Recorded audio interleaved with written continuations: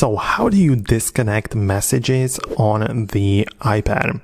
Let me explain it, and if it's your first time on Foxtecc, subscribe and you'll never miss anything important. So most likely you also have an iPhone which accompanies your iPad, and you can be getting the messages from the iPhone being delivered to the iPad. So at first, let's disable that feature. So on the iPhone, we go to our settings, and at the bottom, we can go to apps.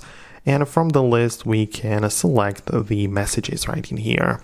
So plenty of ways you can customize it and so on, but there is going to be the section which is the text message forwarding. So on this device, it seemingly doesn't give me the option simply because I don't really use it or have it available. But I don't have any SIM card in here, but text message forwarding basically means that you get to decide if other devices can also receive the same text, right? So you will be able to find text message forwarding in here and disable the iPad from the list.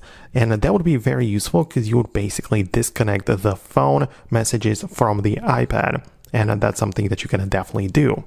But on the other hand, you can also go to the settings of the iPad. Same way, go to the apps and find messages on the list, and also decide that you disable the iMessage feature.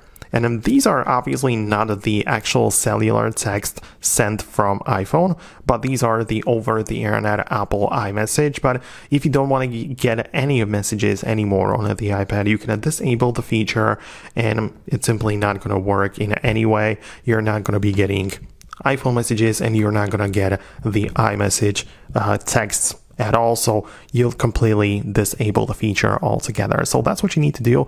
Let me know if you found this video helpful, subscribe for more, and I'll see you in the future videos as well.